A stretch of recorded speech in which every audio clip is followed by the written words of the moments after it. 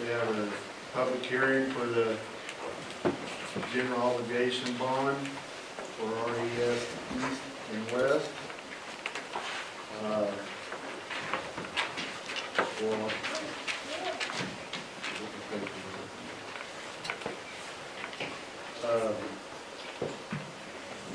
Two proposed, holding the hearing on the two proposed sites. If you are interested in speaking at the hearing, please make sure you sign in on the sheet over here, wherever it's at. It's at the back of the room. You'll have to say your name, your address, and you'll have 3 minutes to talk. So,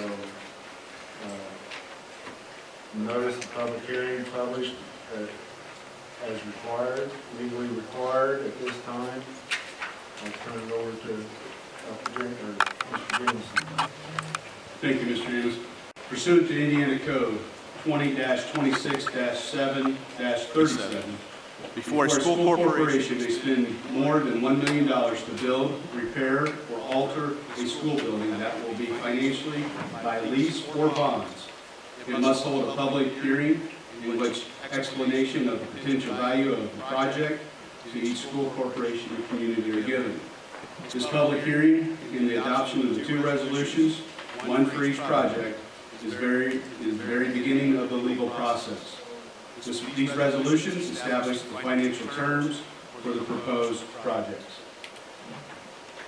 Okay.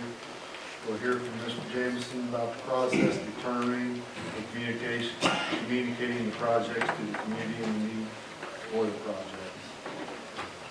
For Project 1, RES East and West Facilities and Infrastructure Needs. HVAC, to replace the HVAC, estimated cost $3 million. Facility facelift, new carpet, ceiling grid, standard doors, 1.9 to 2.0 million. Replacing also the single pane windows from 1974 to become more energy efficient. New office relocation and one secure main entry. Nurses' offices. To divide the library into 4 separate classrooms, ceiling and carpet and other numbers. Refreshing the restrooms with hand washing stations located outside in the hallways for supervision. And one dedicated cafeteria, new cashier, and 2 student lines for the equipment. Project 2, maintenance and improvement project needs. New tennis courts. Those will also be paid for funds from the 2022 GO bond. Auditorium seating replacement. Track resurfacing at the soccer stadium. Window replacement similar to the elementary schools to replace the single pane glass at Benjamin Rush Middle School. New air handlers at Benjamin Rush Middle School to replace the 1984 with new upgrades. Locker rooms and bathroom, bottle filler replacements and refresh. FFA upgrades. Also revising the high school woodshop area. Possibility of a new greenhouse or upgrades to the greenhouse facility. Bus camera upgrades and stop arm cameras, since there seems to be more people who use bus stop arms for student safety, and safety security upgrades, especially in lieu of the recent events in Tennessee. Okay, we'll now hear from Dr. Keeley. Let the projects meet the needs as described by the superintendent. I just wanted to mention that as Director of Operations since July, these are not upgrades that are just for looks at all. These are really infrastructure. These are failing systems. One area at the elementary school that really desperately needs it is the roof. We have water coming in with trash cans catching the water. So just wanted to make sure everybody understood from the operations standpoint, this is infrastructure. This is maintaining, just like you would at your own home, maintaining needs, not building brand new things just to look good. And so I think it'll show a lot of pride in our district, a lot of energy cost savings from the electrical bills. And so from an operations standpoint, I think this is an outstanding opportunity to spend the taxpayers' money wisely. Thank you. Now we have a representative from Baker Tilly, Mr. Jeff Hammond, that's going to talk to us about the finances and the efforts to the property tax.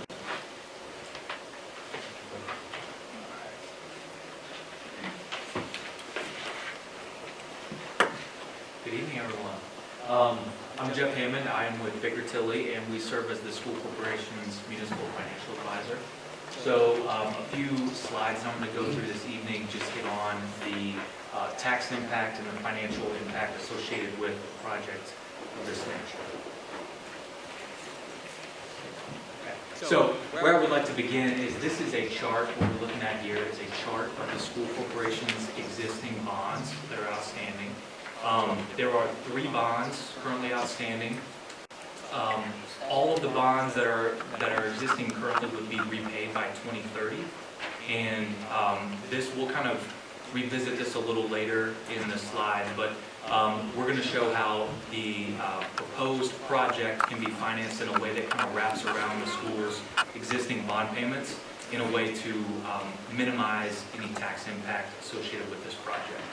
So again, these are the 3 bonds that are currently outstanding, and the next slide here shows, it's a little hard to read on the screen, but this shows the payments annually associated with each of the 3 bonds. So you can see in 2023 that total payments on all 3 bonds are at about $3 million. And then there's a step down to about $2.75 million through 2028, and then there's another step down to about $1.5 million for 2 more years. And at that point, after 2023, all the school corporation's bonds currently outstanding would be mature. So really, any time that you have bonds outstanding less than 10 years, that's what is considered a rapid amortization. So the more quickly that bonds are repaid, the less in interest that accrues over the time of the bonds or the loan outstanding. So with the next couple slides, again, this is a little small on the screen, but these are some financial parameters that are going to be considered by the board this evening as a part of these 2 projects. So what we're looking at in the second row there, the assumed borrowing amount, this would be the par amount or the issuance amount of each bond. So with the RES East and West project, that would be a project or a borrowing amount of $6,105,000. And for the maintenance improvement project, that is $3,145,000. And we'll also note these are just maximums that are adopted, so they do not exceed numbers. They are not set in stone in terms of the borrowing amounts that would actually be pursued, but they are just maximums associated with the project that would be potentially approved by the board this evening. The second row there shows the amount of proceeds that would be available for hard and soft construction costs for each of the projects.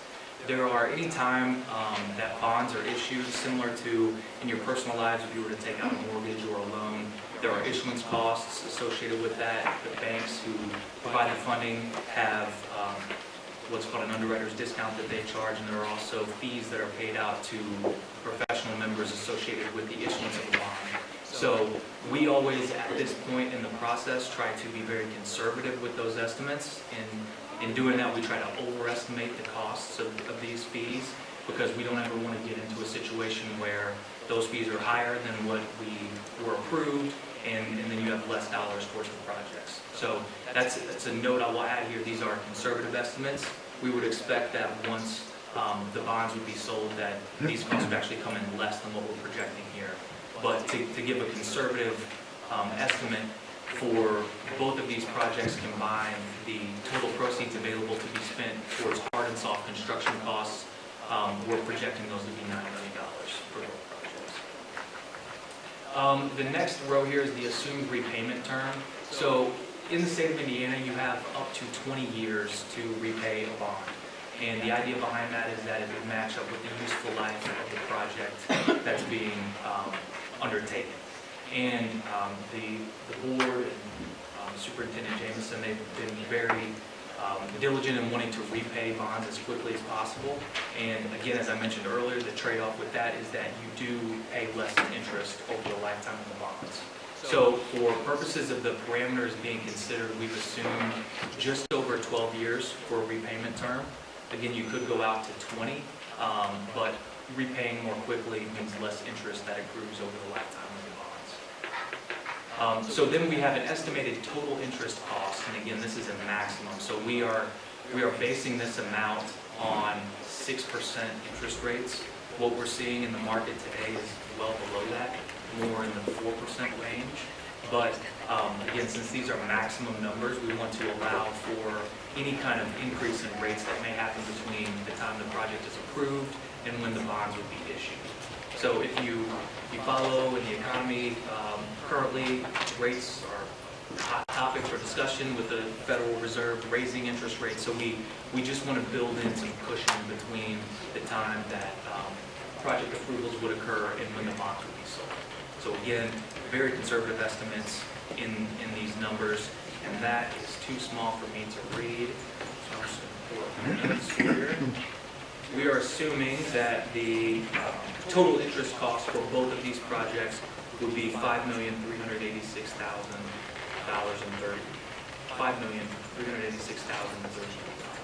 Again, very conservative estimates using here for a maximum do not exceed amount. The next row, we have an estimated maximum debt service tax rate associated with each of the projects. So the way that the legal parameters are adopted by the board, there are really two tax rates that you'll see. You'll see a maximum tax rate, and you'll see an estimated increase above the current tax rate. That maximum tax rate, and we'll see this will be a little more clear in a few slides, but it is based on the highest payment associated with the bonds. And in the way that we're amortizing these bonds over 12 years with those 6% interest rates, the maximum tax rate associated with the RES East and West project, we're projecting that to be 11.66 cents. And for the maintenance improvement project, we're projecting that to be 6 cents for a total, again, maximum rate for both of these projects at 17.66 cents. So that's the maximum, and we're also providing the estimated increase above where the tax rate currently is. So as your existing bonds, we looked at that chart at the very beginning with the school's existing bonds, as those are repaid, it allows us to kind of what we call wrap the new payments on bonds around those in a way to minimize an increase in the tax rate. And again, very conservatively estimating that above the 2023 tax rate, again, at those 6% coupons, we would expect this to be less once the bonds are actually sold if the market holds to what it's looking like today. That maximum would be 1.91, or the incremental increase above 2023 would be 1.91 cents for the RES East and West project, and 0.98 cents for the maintenance and improvement project, for a total of 2.89 for both projects. So the next slide here, we went over some of the summary parameters. This shows in the kind of lighter green color, those are the school's existing bond payments that we looked at a few slides ago, and the purple color represents a proposed amortization to fund these two projects. So you can see in years 2024 through really 2028, those payments are much smaller than they are towards the later years of the bond amortization. So what we've done is we've ramped up payments on the proposed bonds as your existing bond payments fall off. And what that allows the school corporation to do is to bring on additional bonds in a way that really minimizes the tax rate increase over where it is currently, kind of with the goal being a steady, stable tax rate over time. And that's what, if you can see this yellow line here, that is the estimated debt service tax rate. So you see that very slight increase over 2023, again using those 6% coupons, and then a level tax rate, and then it does begin to fall really in 2028 and as your existing bonds. And the last, this is again really small, but this is essentially the data that populated the chart we just looked at. So you can see in the far left column, those are the existing bond payments, and the middle column represents the proposed 2023 bond payments that would fund the projects being considered this evening. And then lastly, we have what we call a tax impact schedule. And I apologize for the small numbers on this chart. But what we've done here is we've taken those, the estimated increase above the 2023 tax rate, and we wanted to give a feel for what that looks like for a variety of different house values and property values. So in the far left column is what's called the market value of the home. That would be your gross assessed value of your property. So when you get your assessment from the county, that is your assessed value that is supposed to be relatively close to the market value of your home. So this is before any deductions are applied that the state of Indiana allows you to take on your property taxes. When you apply those deductions, and there are two currently available to residential property taxpayers, you get to what's called your net assessed value. And that net assessed value is the value that the tax rate is levied off of that's going to determine your tax liability. So there are two deductions available to residential property taxpayers, and that is the standard deduction, which is kind of a weird formula, but it's the lesser of 60% or $48,000. So any home value above $80,000 gross assessed value would be able to take that full $48,000. Anything less than that, it would be 60% of your gross assessed value. And then there's also a supplemental deduction, which allows you to deduct an additional 35% after that standard deduction is applied. So when you take both of those into account, you go from the market value of your home to your net assessed value, which is then what the tax rate is levied off of. So we've included a variety of home values here, ranging from $80,000 to $550,000, and we've also included the median home value for Rush County of $115,900, and that's per the U.S. Census Bureau. So just focusing on that median home value, once you apply the two deductions available to you to the state of Indiana, you get a net assessed value of $44,135.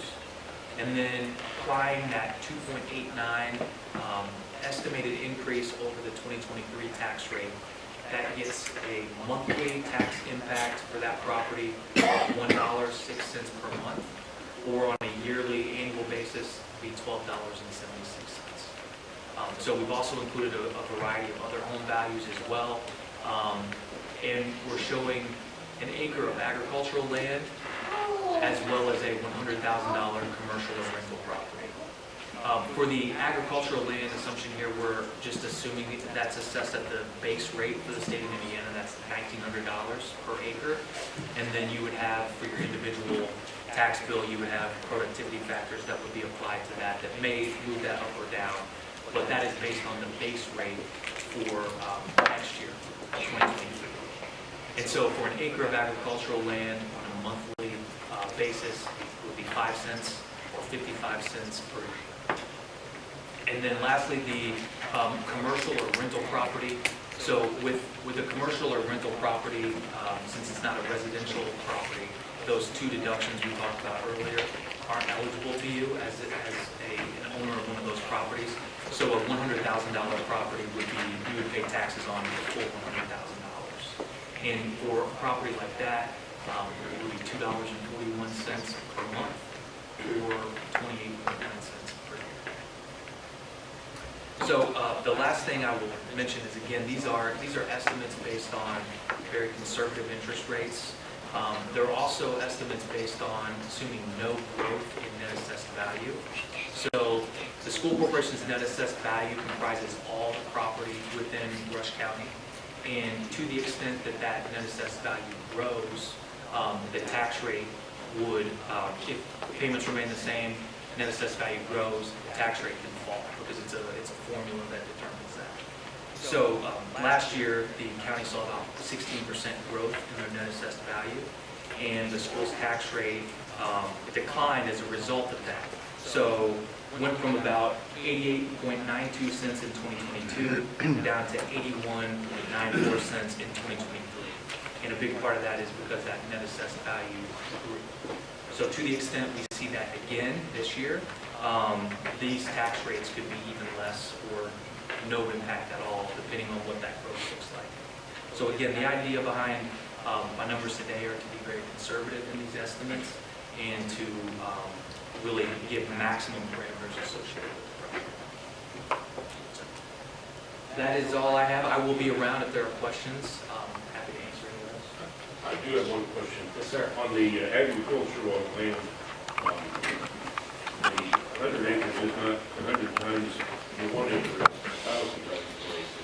So one of those decimals just needs to be moved to one spot. Yep, that may have been a typo. Yeah. Good catch. So it should be 50 and 550, I would guess, on the 1 acre.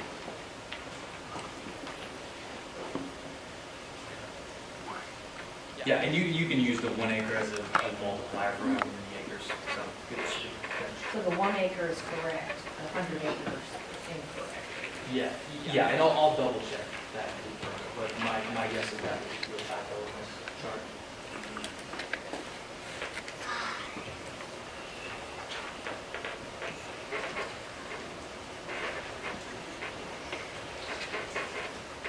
Any questions, Mr. Hammond?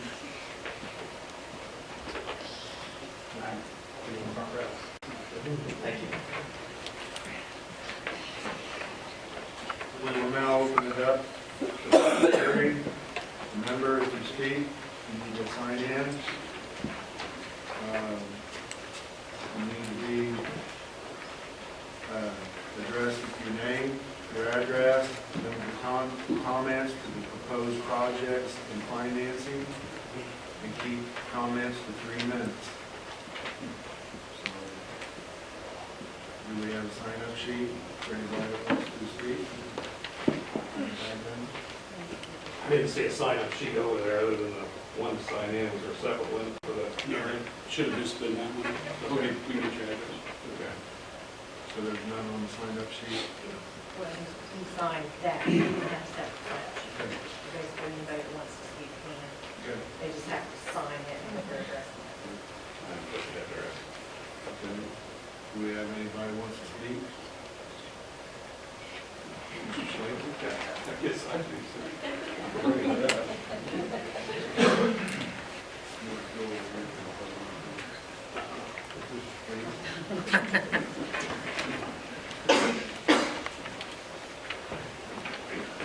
I'll try to make this quick. I met with Mr. Jameson and Dr. Keeley yesterday and gave me some information that's helpful. Thank you. Had a question on, at the February meeting, the 6.1 was going to be brought up at the February meeting, is that correct? And then We tabled it until the March meeting. there's some issues with the table in the meeting. We never brought it back off the table, I don't believe, at this last meeting. And I saw that in the last meeting, it actually come up under other, item, which in the past, other was usually like, hey, we had a big storm and we spent $20,000. So I'm not sure if the 6.1 is actually a dead issue since it never got voted on. We'll have to research that.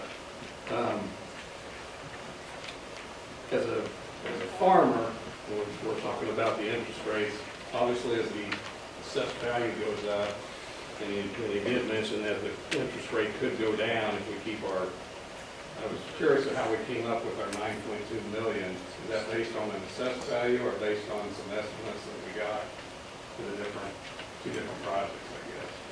For the solar, I think you read off, you had $3 million for the HVAC, and then The other prices, yes, it was off of estimates of the scope of the work that needs to be done, that I say. Okay. Well, as you know, farmers are on a fixed income, either fixed by the government or by the market. But our input costs vary quite a bit. So anything we can do to keep that tax rate down, and I believe, when you said the 3 bonds, were you talking about the 3 GEO bonds or the ones that the county schools were still on? Just the 3 existing bonds outstanding. There's a 2018 general obligation bond, a 2022 general obligation bond, and then a bond that was issued in 2016 that actually refunded a prior bond for lower interest rates.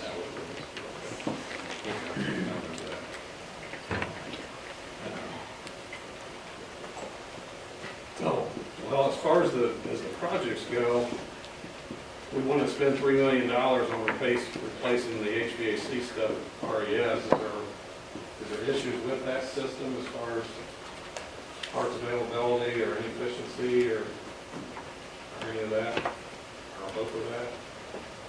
It's from 1997, it has had breakdowns and stuff, and we've been band-aiding things as we've gone, and that's why we're asking to replace the system to make it more efficient.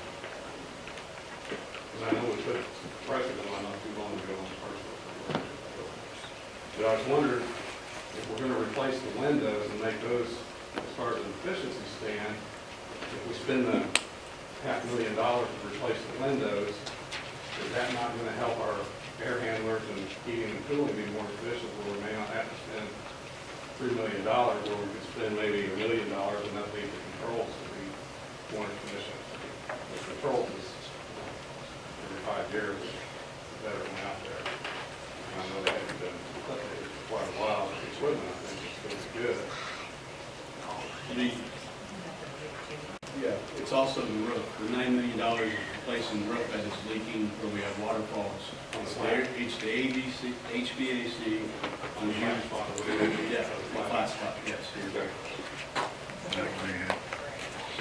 Oh, you're doing the whole flat roof, not Where these HVAC systems, 9 of them are at. okay. Well, will not be, the new HVAC will not be on top of the building. Yes. Yes, it will. We wanted to move it down, but it was gonna be, Like another $2 million? yeah, like almost double the cost. Well, as you know, several years ago, we replaced the carpet at RES. You're going to do it again. Is it that bad? That it needs to be replaced again? It is wore out, and also because of the leaks from the roof, the carpet's been wet, saturated, we've dry vacuumed it, we sucked it up, but there's still mold and other issues. So we thought, in that case, our insurance should have covered a lot of that carpet replacement. We put in those piles, like what we want to go to. We do that. Of course, the first carpet lasted for about 40 years. Now we didn't get 15 out of this one. That's something to think about. As far as the windows, did you have a safety guy go over some of this project stuff with you? We, like the police, I don't know what you call them now. The school resource officer? Well, more than that, but yeah, the security standpoint. Because to me, if we're going to replace those windows in RES, which go from, I don't know, they go all the way from the ceiling to the floor pretty close, maybe we should have like a 4-foot brick and mortar. We talked about that, that's part of the plan, is we're not gonna have the great big giant windows that we currently have. Then we're going to be smaller. We're gonna make them smaller and more secure. Okay. We've got an estimate, we're looking at that, but there's still gonna be windows there. Right. But if they're up higher, God forbid, somebody stupid comes by and starts shooting, a brick and mortar's going to be better than the old pay window.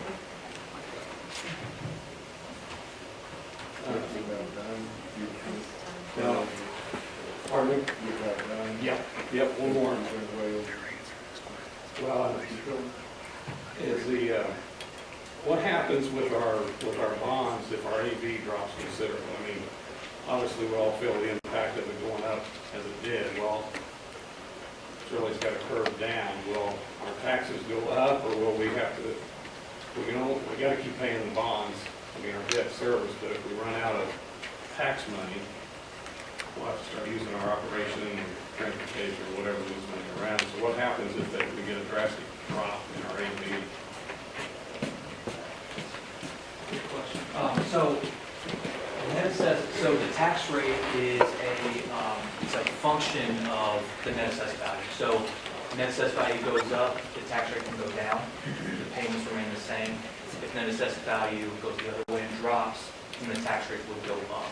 But the way that bonds in the state of Indiana are structured legally, the tax rate would increase to what it needs to be to make payments on the bond. It wouldn't be a situation where you would have to pull monies from other sources. It would be a debt service payment that would be levied on that net assessed value. Oh, it's not going to be If like the net assessed live. value were to drop, then the tax rate could increase higher than what it is. Oh, you're not getting the When you commitment. say Okay. could and may, who determines whether we increase it or decrease it? Yeah, so that's determined that the county assessor every year does that net assessed value and releases a number each year. And it's supposed to represent pretty closely to the market value of all the property within the school corporation. So increasing or decreasing the rate is not a board function, it's an automatic assessment. That's correct. In the debt service fund, that's correct.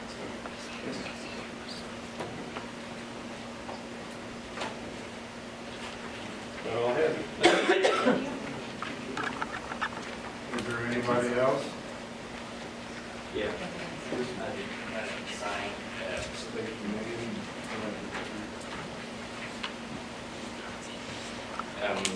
Jason Moore, just a quick question about the spending. You guys touched briefly on the security side of it.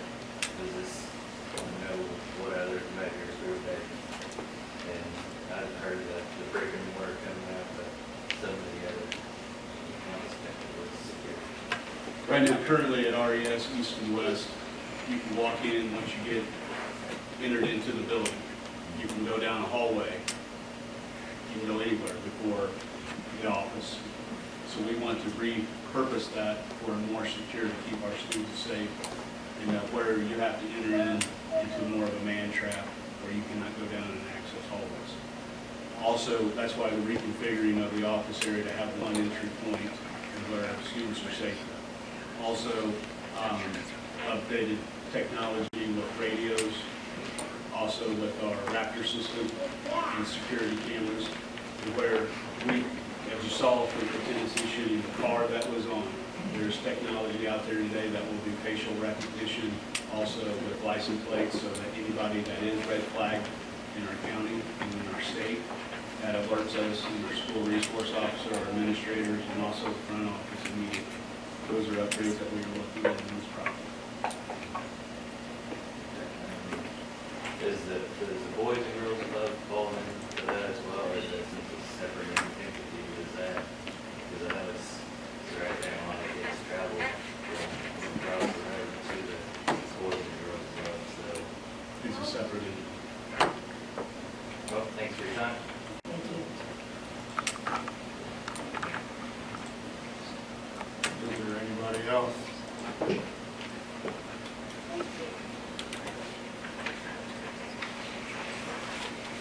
If not, Can I comment? Am I anybody else?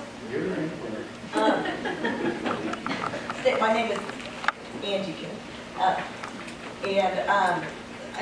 live in this county, so, I mean, this was something that we put a lot of time and thought, and, I mean, we went back and forth and back and forth and back and forth on this. So I want everybody to know that we did not just take this, $9 million lightly. And here I come on the board, we're doing this great big bond, which I didn't even know what a bond was. To me, a bond is something you buy and you get money back. Oh, no, it's a loan. So, but this is something that we really put a ton of time into. So I do want to assure you that this has been very, very much discussed and cussed and thought about. So please be assured that we do have your students and the community's best interest at heart, and absolutely safety is, especially in light of the recent events, is one of our utmost concerns. Yeah, I guess one thing I would like to say is that the estimated bond or assessed value in the county is expected to move hardly all. In reality, there's a $250 million plant going up on 300 North, and when it's done, everybody's taxes should go down. And so, our taxes right now are the lowest of any county in the area. This doesn't change them appreciably, and with all of the economic activities, including Diamond Pet Food, things ought to get cheaper as time goes on. And we put Band-Aids on stuff for a long, long time when we needed to really fix it. So we're seeing a big hit now where we want to fix things right, not cheap. And so, we do these things now and keep doing these things when we need to instead of having to play catch up all at once. So that's part of our issue is we got to stay on top of stuff. Any other comments from the board? Sorry. Sorry, not sorry. Okay. Mr. Jameson, will you please summarize? The project resolution is required when the school is planning to spend more than $1 million per building. It contains an estimated hard and soft cost of construction and the cost of issuance, and establishes the total project cost for the RES East and West project. It also contains the estimated tax impact. Can I have a motion? Project, Dr. Project, for the movement. Second. Been moved by Mr. Ryman, second by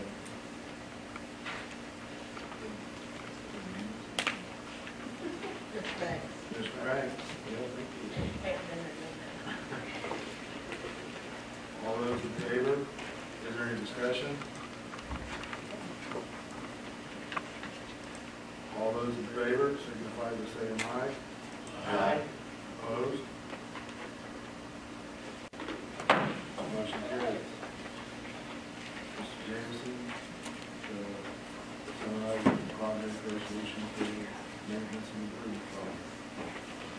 Project resolution is required when the school corporation is planning to spend more than $1 million per building. It contains an estimated hard and soft cost of construction and the cost of assistance, and it establishes the total project cost for the maintenance and improvement project. It contains the estimated tax impact.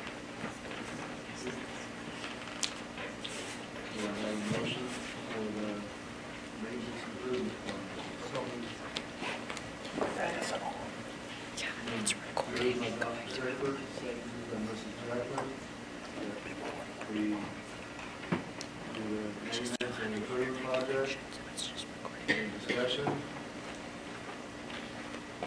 If not, all those in favor signify by saying aye.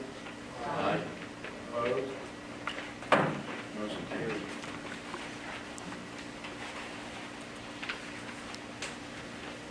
James? The next resolution is a reimbursement resolution relating to the financing of the two construction projects. This resolution permits the school corporation to reimburse itself from bond proceeds for any cash which might spend on the projects prior to the closing on the bonds. It is required by the federal tax law in order to preserve the school corporation's ability to reimburse itself.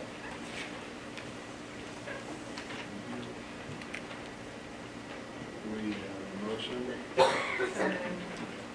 Second. Been moved that we do the reimbursement resolution.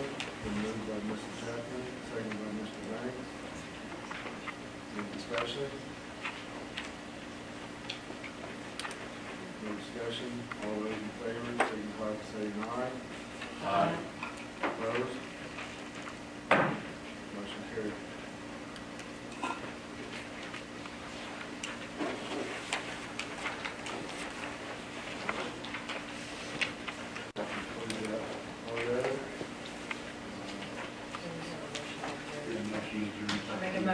to adjourn the public hearing.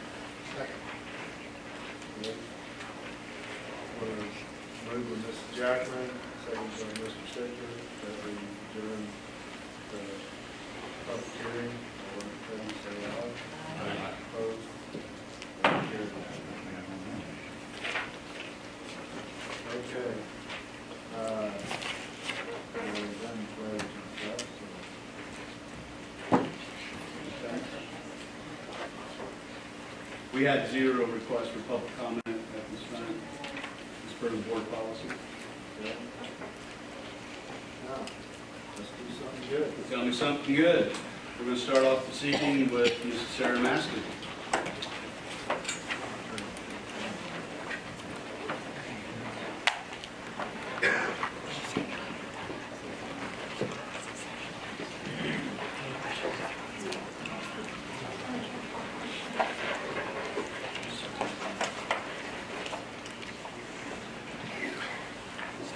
Good evening. This is Zoe Kuhn. She is one of our 3rd grade students, and she was nominated as our student of the month this month. She exhibits what we call our Wildcat Way, which is being responsible, an active learner, and being respectful. Her teacher says that she is responsible. She always has things completed. She's on top of everything. She's very clean and organized. Hopefully she's like that at home too. I'm sure the parents appreciate that. She's an active learner, and she always looks for and is able to find multiple ways to accomplish solving a problem. And she's always respectful to all of her classmates, teachers, and other staff. We are super happy to have Zoe as a Wildcat.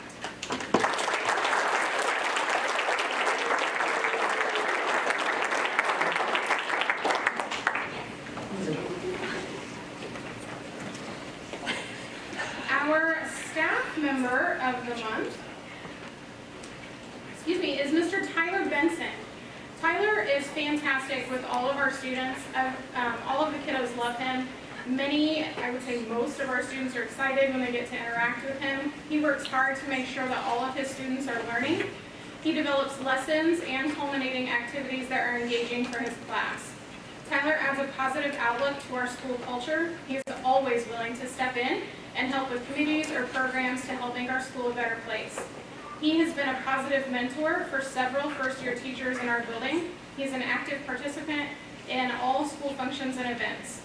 One of the biggest positive aspects about Tyler is the time and effort he puts into having a positive relationship with each of his students. And he continues to be a positive influence even years after they've left his classroom. We are definitely blessed to have Tyler as part of our Wildcat family.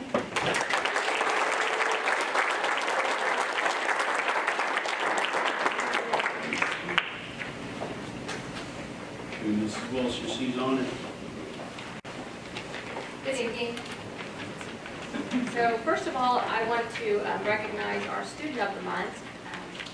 He was nominated by several of our teachers, and Cooper Madden is our recipient. So Cooper, you want to come on up and tell you a little bit about Cooper? Cooper is a great example of the soft skills we hope to develop in our students to make them the next generation of good workers, parents, and community. Keenly aware of the circumstances and needs of others around him, Cooper is the first to step up and do what is needed in most any situation. On the daily, Cooper puts the needs of others very high on his list of priorities in the classroom, around the school, and in his community. Cooper is a friend to all and truly thrives on helping others. Cooper willingly gives his morning study time and part of his recess time to help out the kindergarten buddy. In his own classroom, he is seen regularly lending a helping hand to some of his classmates who are struggling with organizing or completing work or other tasks. Cooper knows the ebb and flow of the daily classroom routine and frequently anticipates what needs to be done and springs into action without being asked. And I've witnessed that several times. So Mrs. Byrne is Cooper's teacher, and she is actually our employee of the month. So Mrs. Byrne, you want to come on up?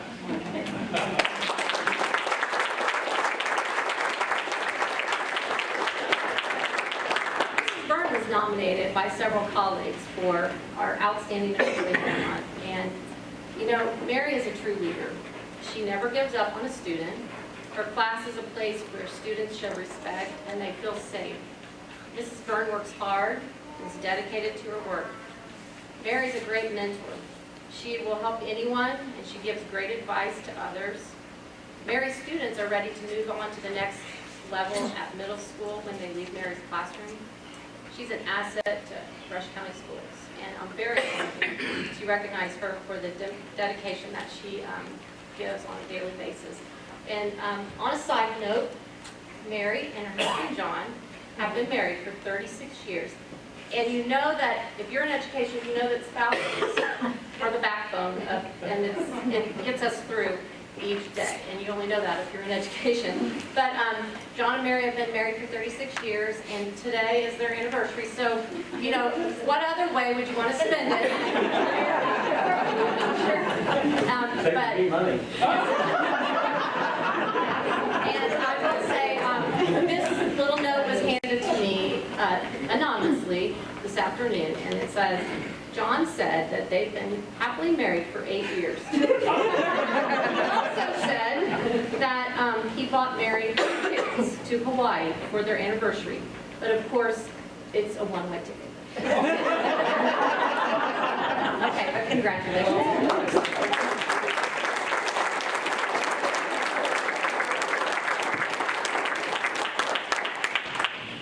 RES West, Mrs. Ennis.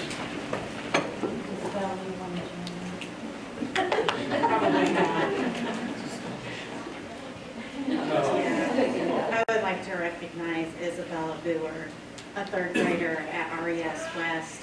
She's an excellent student with an amazing work ethic. She goes above and beyond in everything that she does. She's a great friend to others and willing to help anything that needs to be done. This year, she's blossomed socially, and she loves to share stories of her many animals. Her strengths in class are both in reading and math, which she excels. Isabel's a creative writer and has authored many engaging stories. She models superior citizenship and has a positive can-do attitude and is a pleasure to be around at all times.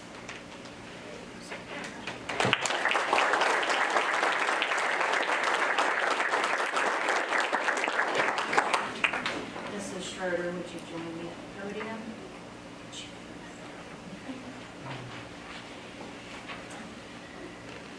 Kelly Schroeder was nominated by many of her peers at RES West for Staff Member of the Month. She is an expert with each of her students and has evolved in meeting the needs of each and every one of her students. She maintains a positive attitude even when dealing with difficult situations, and she has a true gift when it comes to creating positive relationships with staff and students. She exhibits strong problem-solving skills, which we appreciate greatly. She works well with her coworkers and is always willing to lend a helping hand. Every meeting that I've had with Kelly, she comes prepared and professional about her presentation. She is passionate about her work here and has inspired many others with her tenacity and compassion towards her profession.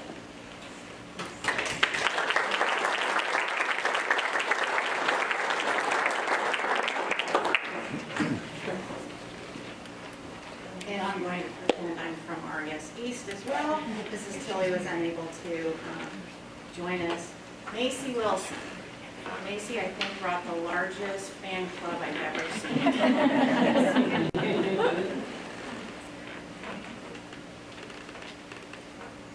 Macy is always setting an excellent example of what it means to be a bucket filler. She works hard academically and loves to be challenged. Macy loves to help her teacher and peers with whatever they may need. She is calm and respectful to everyone at RES East. Thank you, Macy, for being a wonderful example of RES East and Enable.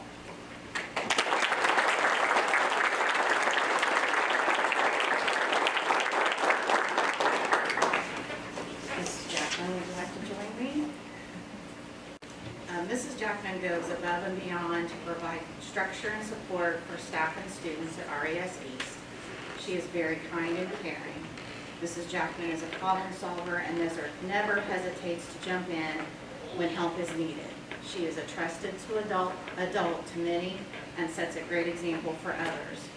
Everyone needs a Mrs. Jackman, and RES East is lucky to have her. Congratulations.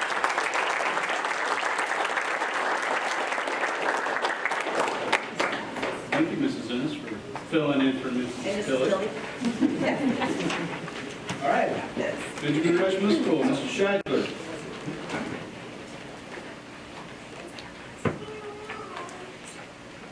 We have Trim come on up. Student of the month this month for Benjamin Rush Middle School is Trim Anderson. Trim's the son of Brett and Katie Anderson. And Trim, what his teachers had to say is you can actually see the effort he puts into his work and the understanding of the material of the classes. He stays on top of his work, almost never having any missing assignments, but he still manages to find ways to keep himself busy. His desire to work hard and do well is reflective and impressive. It's this self-motivated work ethic that allows him to maintain excellent grades while taking our advanced courses that we offer.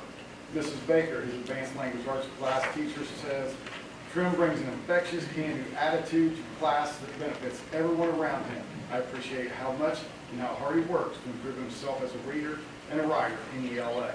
So it's those hard work and dedication that lands Trim Student of the Month.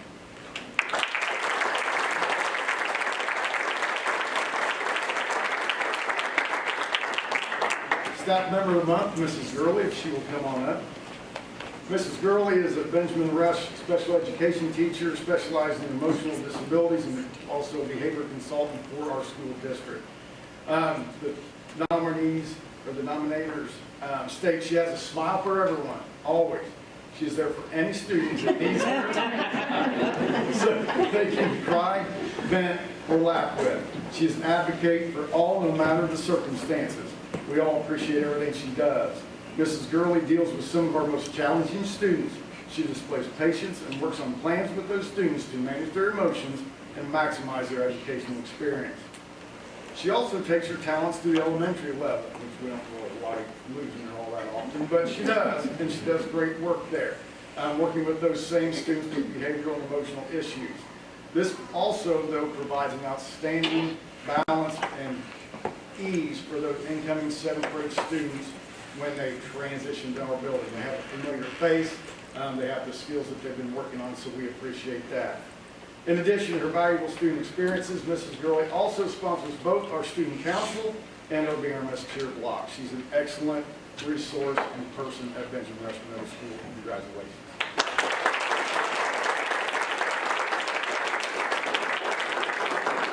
Thank you, Mr. Scheidler. RCHS, Mr. Hadley. I'm going to start off with the employee of the month. It is Mr. Mark Mendoza, our Dean of Students. And Mr. Mendoza is not here tonight, but he's got family obligations. And one of the things I really respect about Mr. Mendoza is he loves his family, and he's always there for them. So I appreciate that. Mr. Mendoza does so much of the dirty work at RCHS. He handles his responsibilities with a great attitude. Mr. Mendoza is prompt, efficient, and fair when it comes to his job. Mr. Mendoza works tirelessly to ensure RCHS is a safe place for students and staff. His involvement and belief in our Lion's Share program has allowed the recognition of a variety of students and has promoted inclusiveness within the building. For these reasons and many more, Mr. Mendoza helps make RCHS a great place. This is from Mrs. Katie Lester. Also, Mr. Mendoza puts a lot of effort into keeping things light around spring break and March Madness, both on the court and our classrooms. That's from Mr. Burchett. And then Mr. Mendoza is a disciplinarian. He also shows compassion and understanding concerning student struggles. One of Mr. Mendoza's favorite statements is, do not mistake my kindness for weakness. I think that's actually from Al Capone. If you know Mr. Mendoza, they're not too much different. And the students and staff do not mistake his kindness for weakness. Recently, Mr. Mendoza assisted 2 athletes in obtaining wrestling cards so that they can practice at other schools during the off-season. Mr. Mendoza seems like a man of faith, family, and RCHS, and we surely are fortunate to have him. I nominate Mr. Mendoza for Employee of the Month, and that's from Mr. Curtis Mock. So let's just give Mr. Mendoza a round. Okay, so the student of the month, would Mr. Ethan Markley please come forward? Ethan was actually nominated by Mrs. Kristen Nichols, who is here, and she's going to speak about Ethan. But let me just say that Mrs. Nichols is a fantastic person. I greatly admire her because her human compassion is unparalleled, and we are blessed to have her, so I'll let you speak about Ethan. Before I brag on Ethan, I've got to say, to the students and parents, that first 50 minutes was brutal, and you have been fantastic.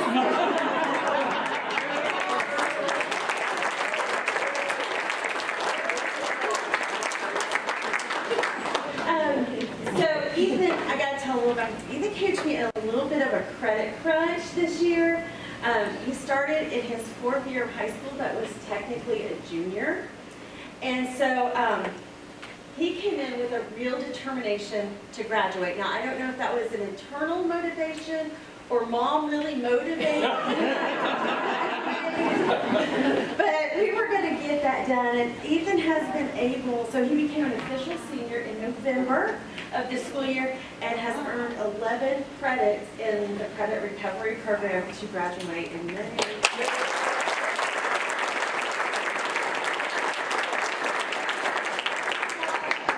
A lot of work, and so he is one of our WCC students. So he has earned a 9, and by the end of the year we'll have 12 college credits from his welding program at WCC. He already has a job. He works weekends and every break, and he's already secured a full-time position as soon as he finishes high school. So I'm just super proud of his work ethic, and I'm sure his parents have got to be super proud of all that he has accomplished. It's a big moment, and I'm just really proud of him, so congratulations.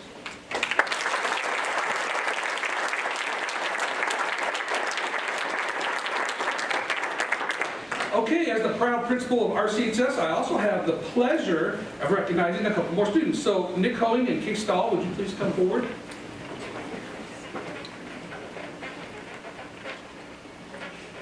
Okay, congratulations to Nick and Case. These students completed the February 8th Skills USA Regional Welding Competition at Lincoln Tech in Indianapolis, and they placed in the top 5, which qualified them for the state welding contest.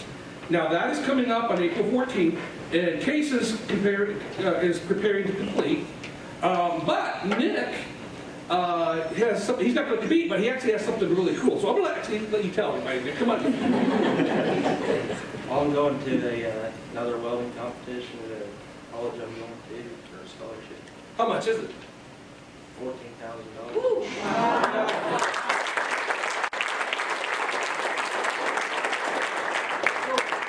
These two students are students at the Whitewater Career Center in the welding program, and they have excelled. And of course, we have Ethan, moving along too. So how awesome is that? Sometimes the Whitewater students don't always get recognized, but they need to. So one final round of applause.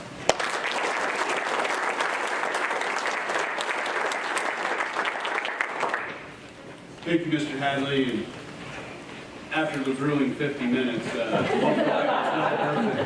if anything, Mom, you're pretty proud of your boy, aren't you, right now? And young man, look how proud you made your mom. And congratulations on getting your credits. Good luck to those gentlemen in your welding competition. And this is the good stuff that hardly anybody gets to hear, and that's why we started this segment of our board meetings to put out that great message of what a turnout, and I appreciate everyone's patience for the first 50 minutes. Board member comments? I have It is fun to sit where we sit and watch the parents of these kids as someone is talking about them. Because kids, I don't know if you noticed, but your parents' faces just light up. And it is so fun to see, not just your parents, your grandparents, all of your people just love seeing people say nice things about you. And that's what I love, is to watch the families and the parents, and to see some of my former students up here doing good things. I love hearing about the trades program. we need those trades. I'm a trades mama. My son is an apprentice pipe fitter, and I love hearing about kids going into trades. So, Case, wherever you went, he's mine.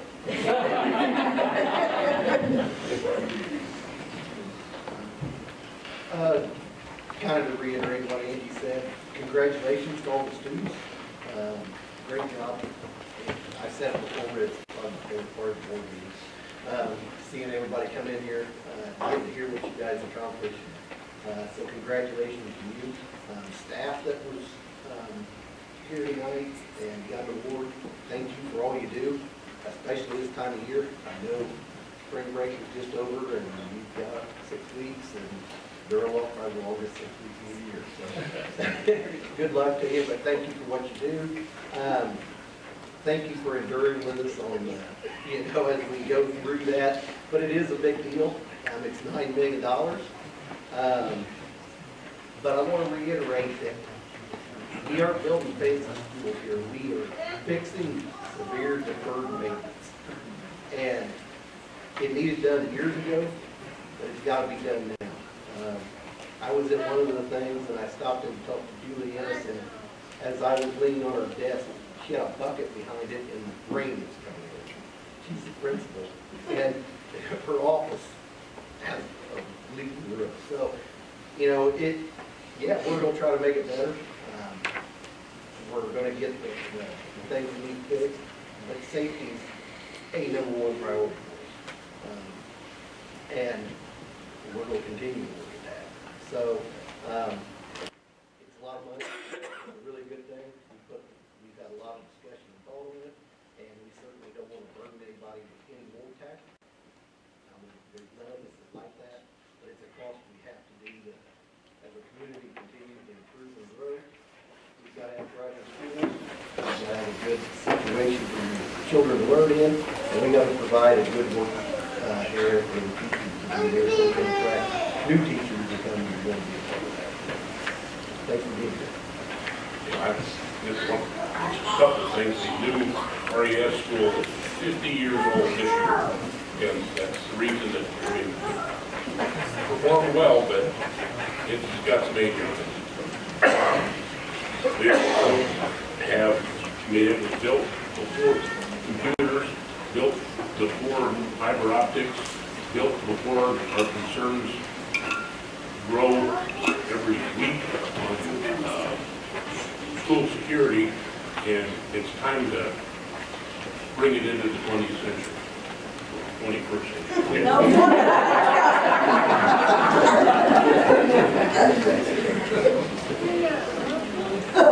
It's nice to see all the faces out there. It's also nice to see that our kids are taking advantage of the education that we provide them. That's what education does. It provides opportunities for people to excel and to better their lives. And I think we're seeing some of that shown tonight. We also see with the 50 minutes of what happens when you wait, and there's the old saying, either pay me now or pay me later. And the pay me later is always more than the pay me now. And I think that's where we kind of got into with a lot of problems financially in the past. So hopefully we can avoid that in the future and take care of the problems as they occur instead of waiting until they're overly major problems.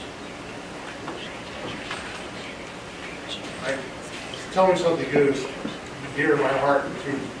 It's just neat to watch all the kids and get their awards and the teachers be recognized. And Mary, I will apologize for your husband in public.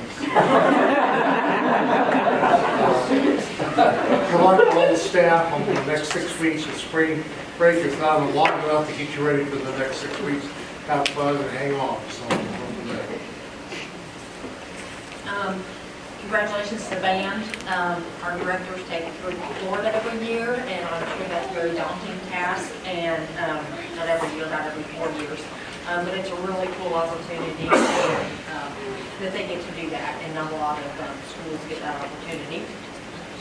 Also, WCC, they had an honors, and we ended up having a work session that night because we weren't aware of it, and congratulate all those kids that received honors over at Whitewater Career. And As far as the intruder, I happened to be at Rushville the day RES East and West did an intruder drill. And they don't take it lightly, and I think there was a lot learned from it. They did something different. They had a meeting after it was over and, wrote down things that were wrong, immediate things that had to be addressed right away, things that in the future, as we do these projects, changes we need to make. And so it is an ongoing, and they happen to do it right before the incidents in Tennessee. So it is something that's done. It's done twice a year, and they learn from it every time that they do it, and it is something that's been taken into consideration as we have made the plans to use that $100. That's all I have. I'm going to piggyback real quick. Actually, Thursday we have a countywide, all the schools, Rushville Police, Sheriff's Department, we have a yearly school safety meeting. You can almost guarantee what we're going to be talking about on Thursday. That'll be at the high school, and how we can best utilize everyone's skill set in that room to keep our students and our staff safe. Evil is evil, but we can sure try to deter it as much as possible from ever coming into our schools.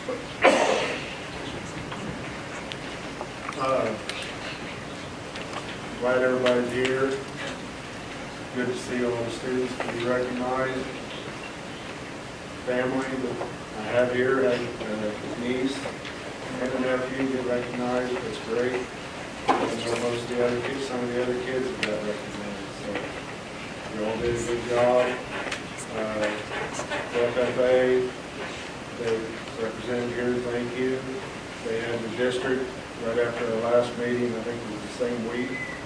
And the Rushville FFA brought home a lot of awards. So congratulations to them. Just want to thank everybody for being here. And the questions that was asked about the geo bond, just trying to fix that, do it right. Right now we'll have time for some pictures with the students and the teachers. Take about a 5-minute break or whatever it takes to stop. Pardon? It's a Connie's day. We should write with you. Yeah. He's promised me supper after.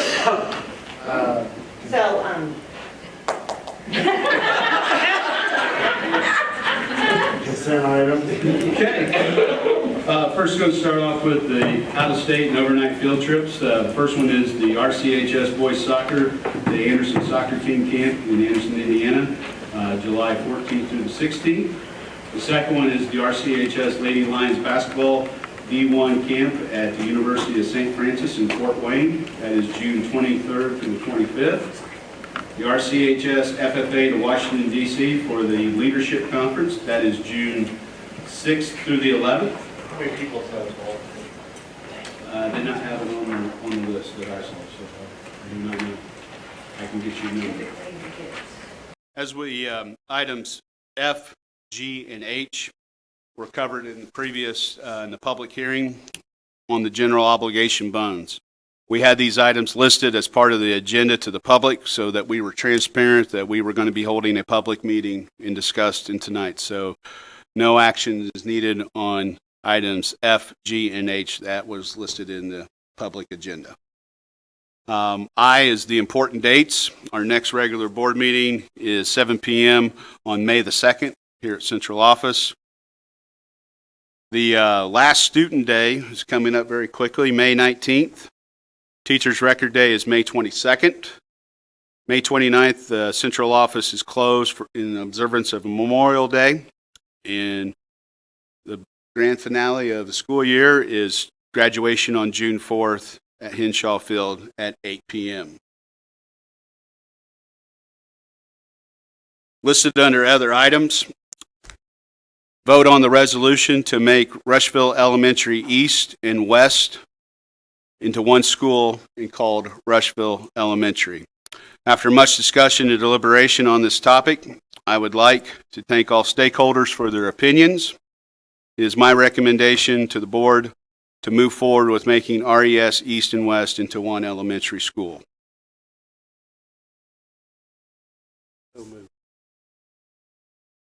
Been moved by Mr. Harmony, seconded by Mrs. Jackman, that we can't change RES East and West to Rushville Elementary. Discussion.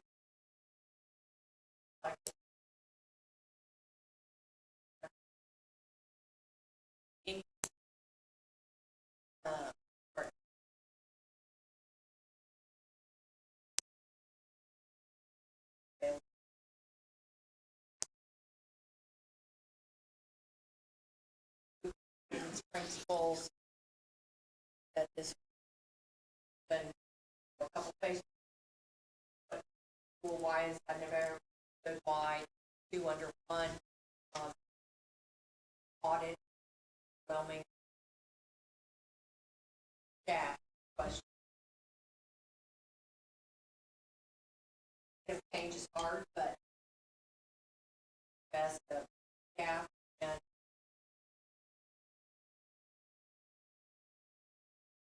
We know when those PTA meetings are, so.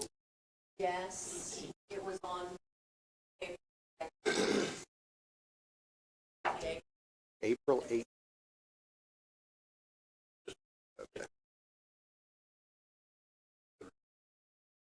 I'll go ahead and say that for Lions Live, that's broadcast is April 18th at 5:30 p.m. at the RES East Gymnasium.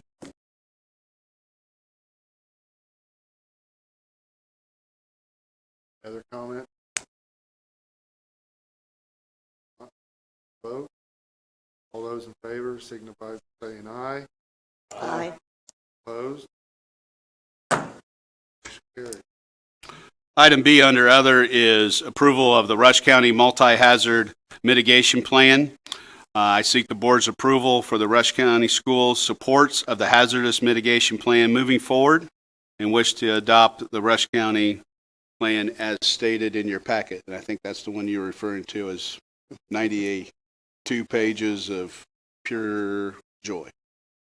But it's an important plan that we are a part of and working together with our emergency management. Been moved by Mrs. Jackman, second by Dr. Pickford, that we approve the hazardous mitigation planning. Discussion. Vote. Those in favor, say aye. Aye. Opposed? Motion carried. The last item under other is C, and that's the adoption of the high reliability schools policy for Rush County schools. That we deem it necessary that our schools operate as high reliability organizations, keeping track of data, improvement with focus on documented change, creates a culture of high expectations and continuous goal setting, learning, and support. I seek the board's approval to adopt the high reliability schools policy for Rush County. It's been moved by Mr. Bank, seconded by Mrs. Jackman, that we adopt the high reliability school policy. Discussion. Vote. All those in favor, signify by saying aye. Aye. Opposed? Now for administrators' reports, Dr. Tom Keeley, Director of Operations.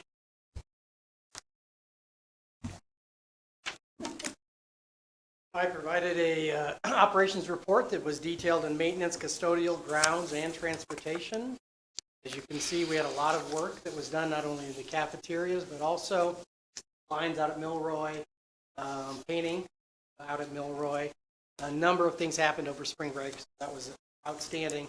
Custodial, I do want to mention that we have continued to have more applications than we've ever had in the past, and we've hired 3 new staff to replace some movement that's gone on. So changing the minimum wage that you created starting in January has made a difference in the quality of applications that getting.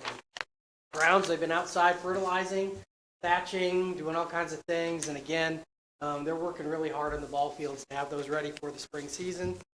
Our 4 new buses are ready to go. They've all been inspected, and we're just waiting on the actual license plate from the BMV right now, as soon as those are there. I do want to remind you, we're not going to get rid of the oldest buses. We're going to get rid of the 4 most unreliable engine buses. They may be higher on the scale in terms of not as many years old, but there were a couple of model years where, so we can look forward to a bus sale coming up in June. Woohoo! Tom, I thought we were getting rid of 6. We are going to get rid of more than, yeah, because we have 6 spares, and we got 4 more. Really only need 4 spares. We're going to do an auction. Right. All right, thank you, Dr. Keeley. Mrs. Melissa Leap, Director of Finance and Technology. I put at your full of items, all the cash report. Just a couple of things. One of the things is with your resolution, with the transfer, had put on the projections, go ahead and transfer operations. This has a that day. Even though you only approve it once a year, still sign off that we do that. So, and it's always based on cash flow and everything like that. So if you look at the education projections, actuals, where we are in March, or if you look at the bottom of the cash balance in education, we are ahead of where we thought we would be. The shaded part was the projection, and right above it was where we thought we would, where we actually are. So in education, we are doing very well. That's great news. If you go over to operations on the next page, we anticipated being in the negative, say, cash balance, but we're a little more in the negative than we thought. There's good news, bad news on the operations side. The bad news first is, and it's, I don't know if it's bad news, but just where that negative made it a little bit more. The biggest area of versus the projection was our supplies and operations, so we keep an eye on that a little bit more. Our operations supplies, we projected about 1,000 for the month.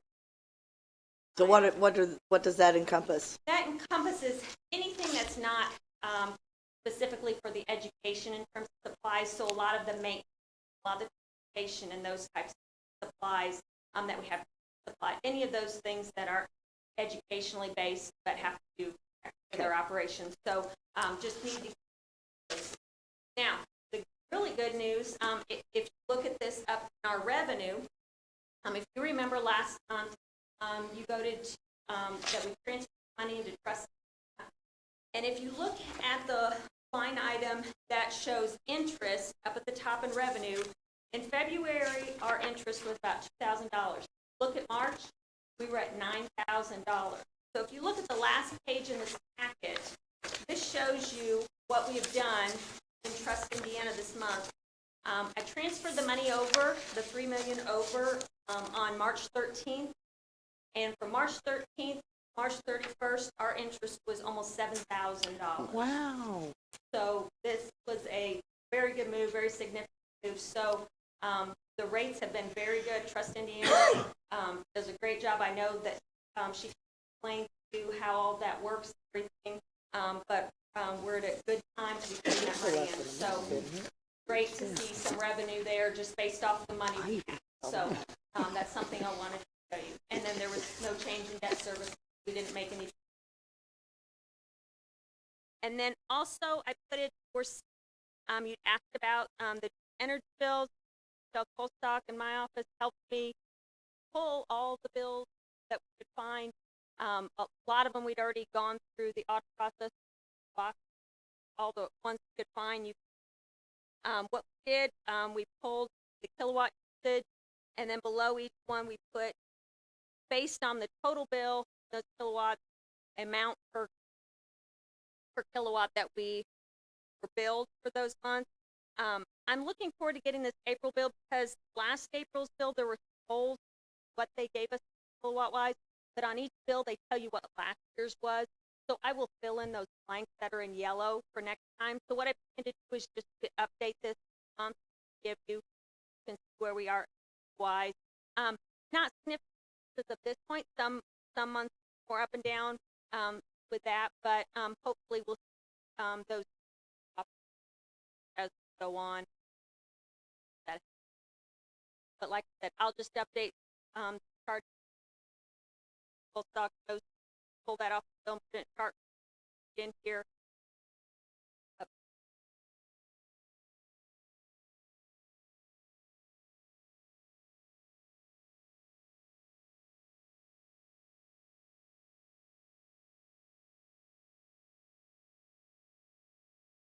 All right. Ready to put out some resources to our teachers.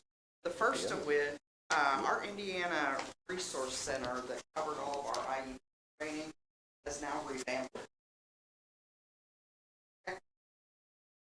That is offered to directors, it's offered to teachers. They are now offering courses, free videos, free research-based. And so we will be pushing that out. All of it is evidence-based. It helps them out in process strategy, which a lot more. Also on there was a handout that I thought might help you. Actually, there's two of them. If you happen to get calls from individuals that have questions about special ed, Technical Assistance Center put together the roles and the responsibilities of these conference members, and then kind of how that conference process works. And so I know that there's been work on a binder that will go out to the board, and so this might be something good to put in there. I know we use a lot of acronyms, and so hopefully that'll be included in that, but I also think this gives you an idea how that process works and why we do so much of what we do. And say something. Go ahead. I have a question to finish. go I'm ahead. sorry. The videos that you were talking about, can teachers use those for growth points for their license renewal? Okay, Yes, so that's sure good. can. So it can kill two birds with one stone. Absolutely. I like and there that. are courses that you take teacher, you don't have to say it costs money of the classroom, less instruction. And who put that out? That's actually the IEP Center is called IEP. Okay. All right. That's fantastic. And then secondly, nice, Vanderbilt University has a center, and it's called the Iris Center. Mm-hmm. They also are recharging. They're doing, so they are also going to provide so that when you've got an issue, you go to something quickly, pull it up. Sometimes you sit in data meetings, behavior meetings, and you, what am I going to do next? This is a, and so now our teams have a place to go for that. And finally, to members of Council for Exceptional Children, and all of our first and second are case. You can do the same thing with them. They also have a go in, they put in the grade level or the age they're working with. They look at that are needing to be addressed at that point. They tell you whether you may need to pull this assessment strategy, give you a place to go. And so again, all three of them out. And I think they're going to end up having that database back. Again, some of the behavior getting anything said. And so you just need that external get you over. And then lastly, and I know you probably get this, so no champion on that. Again, we're having our field day. Rain date is 12. There are all addresses on there. Reiner. Volunteer, it's an opportunity. I know Mrs. Craft with us, and, you know, we had a fabulous time, and it is. They were all, they would love to hear. Please, Peter. Questions for me? As we get further from COVID,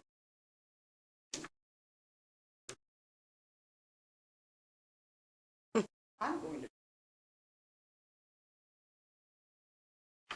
I know that was part of the, I know that's part of the. It has not, certainly it's not, who own, but if it any.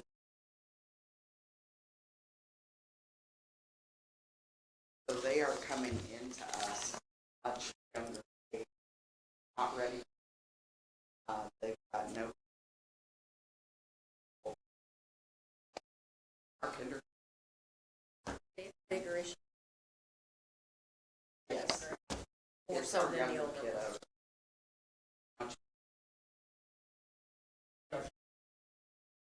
What's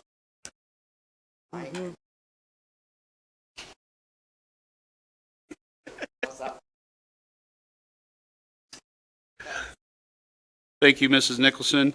Ms. Elizabeth Flatt, Director of Curriculum and Instruction.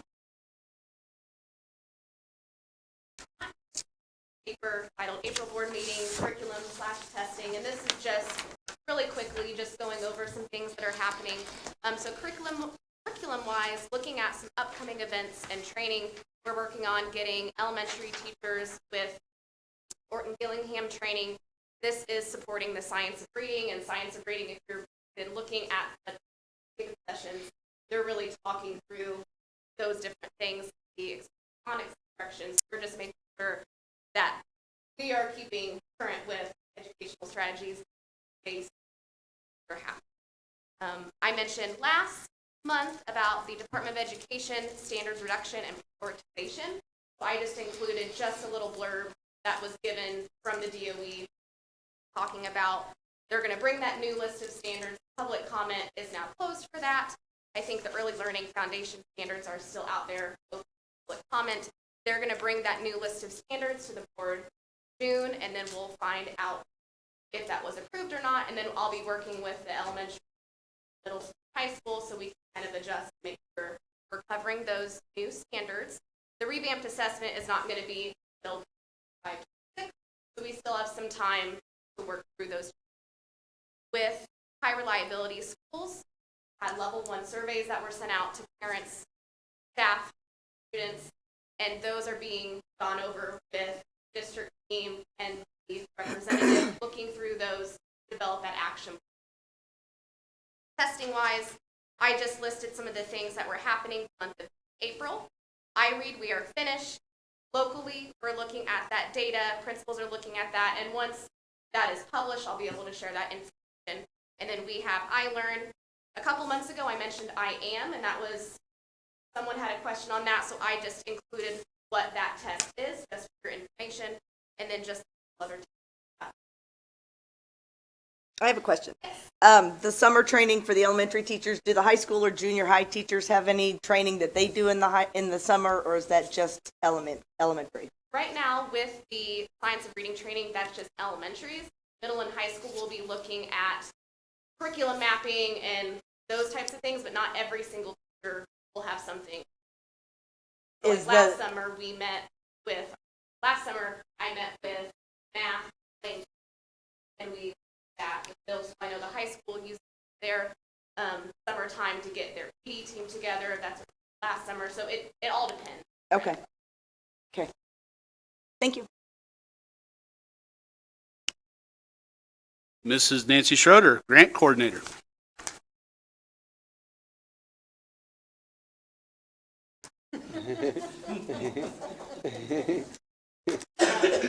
First of all, you saw in your packet tonight, the high school has had 2 people in the high school area hired.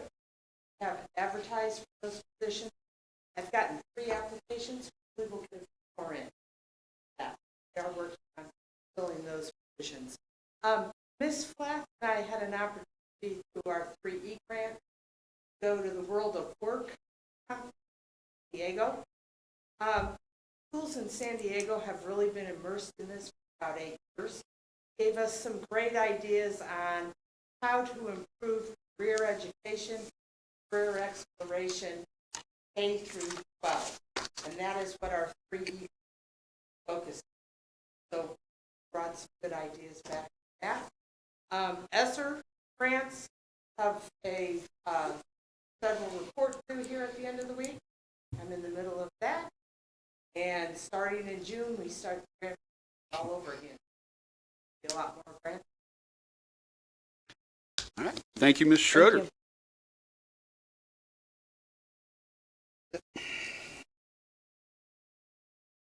Carlos there. Just covering sporting events, and that's good because your wife's hungry. I do got one thing. Like to thank Lions Live for broadcasting again tonight. It's been a long night. I know there was an issue with the link, so we're going to resend that out to everybody. But just appreciate the kids going through this and all that you do to have this broadcast. And it's amazing, everybody. The link didn't come out very early this afternoon, and everybody was emailing me, "What's the link? What's the link?" They like that. So just appreciate all you guys do. Thank you. Thank you. Any other comment? Got nothing. You're good time. They cut me off.